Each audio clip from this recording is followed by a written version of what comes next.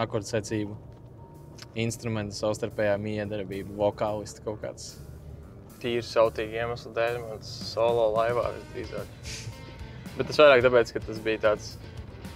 Es iespējams pēc gadu uz to soliņu atskatīšos, man neliksies nekas tāds, bet priekš tā brīža, kad es viņu uzrakstīju pie tevis stūdžā, man likās, ka tur saslēd te pa kreisi. Mēs braucam pēc Jurģa mašīnas? Nē, jā. Jā, te pa kreisi, bet ne tāpēc, ka tas man liekas nenormāli tehniski advancēts, bet priekš tā laika perioda. Ļoti daudz lietas, ko es par to gadu biju iemācījies no tehniskā ģitāras solo viedokļa, es paspēju ielikt tajā soliņā.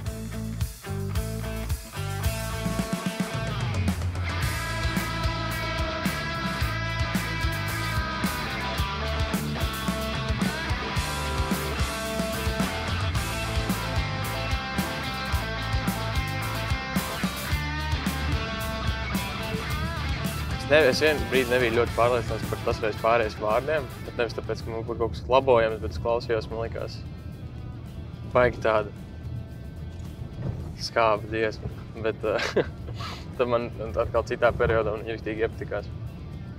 Tāpēc par vārdiem es īsti negribu komentēt, jo viņi vienā brīdī tev liekas perfekti un nevarētu pateikt labāk. Citos vārdos iepīt tās emocijas nebūtu iespējams, un dažreiz tev liekas, tā kā take a chill pill, bro. Nevajag pārspīlēt. Jā. Kas man ir svarīgs moments par dziesmām? Man šķiet, ka pašcieņa man ļoti asociējas ar Lienas personāžu. Kādu viņa bet nevis personību, bet tieši personāžu. Kādu viņa izstaro uz skatuves un kādu viņa izstaro mūsu tā kā mākslinieciskajā vidē. Jo kā personība, kā pilns cilvēks, viņu pazīst citādāk.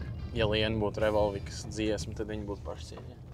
Nē, ja Lienas personāžs, šī brīda personāžs būtu dziesma, tā iespējams būtu pašcieņa. Un tu? Kāda dziesma? Tieši šobrīd? Jā. Tagad Mārupē pie Elvī. Bardeks manā dzīvžogā. Wild. Pilnīgi noteikti, jā. Es domāju, man ir citi varianti, tas bija pirmais, kas ienāca, un tas arī ir tas Bardeks manā dzīvžogā, jā. For all the best reasons. Tas nozīmē, kā pārā izskatās.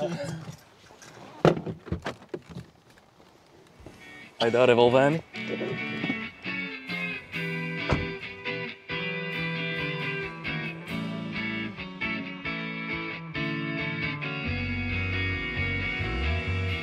Jo ir atkal bardeks manā dzīvžogā, viss tiek paslauts manā pārā.